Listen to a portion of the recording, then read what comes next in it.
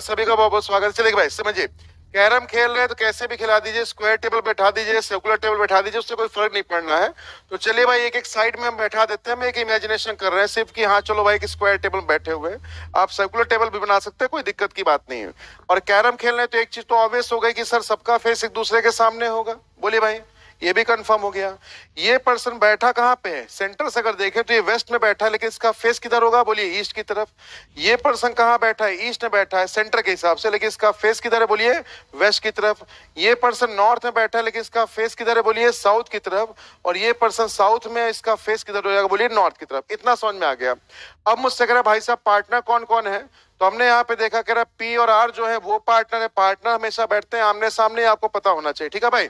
और दूसरा कह रहा है एस और क्यू जो हो गए भाई वो दोनों पार्टनर होंगे, ठीक है। चलिए अच्छा, अब आपसे देखिए क्या कह रहा है कि एस आर के राइट में है, तो पहले आप आर को प्लेस करिए तभी आर के राइट में एस हो पाएगा।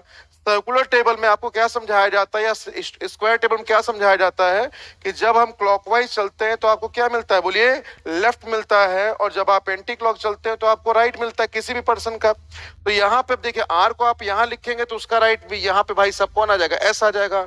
आर यहाँ होगा तो एस यहाँ आ जाएगा, आर यहाँ होगा तो कहीं भी आ सकता है। अब आगे क्या बोला गया है? एस आर के राइट में हु।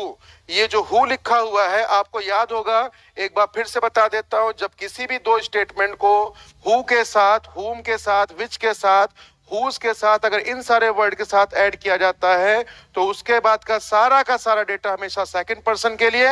और अगर उसके साथ साथ एंड लिखा हो, एंड के साथ साथ बट लिखा हो, बट के साथ साथ वाइल लिखा हो, तो इसके बाद का सारा डेटा हमेशा फर्स्ट पर्सन के लिए। जो लोग फर्स्ट टाइम कर रहे हैं प्लीज इसको नोट कर लीजिएगा कि जब भी किसी दो स्टेटमेंट को, रीजनिंग में नहीं कहीं पे भी, जब भी किसी दो स्टेटमेंट को ऐड किया जाता है तो कंजंक्शन भाई साहब यही सारे यूज कर सकते हैं। हिंदी में जो लिख रहे होंगे हिंदी में लिख लीजिएगा, और किंतु परंतु जबकि अगर ऐसा कोई वर्ड आ जाएगा तो उसके बाद का सारा डेटा हमेशा फर्स्ट पर्सन, मतलब जिससे स्टेटमेंट आपका शुरू हो रहा है उसके लिए होगा। लेकिन अगर हु लिखा है, विच लिखा है, हुम लिखा है, हुज लिखा है, अगर ऐसे कोई वर्ड अगर आ जाए तो उसके बाद का सारा डेटा हमेशा किसके लिए होता है? सेकंड पर्सन के लिए। तो सेकंड पर्सन यहाँ पे कौन है? आर। तो आर के लिए कहा जा रहा है भाई साहब कि आर का फेस किधर होगा? बोलिए वेस्ट की तरफ।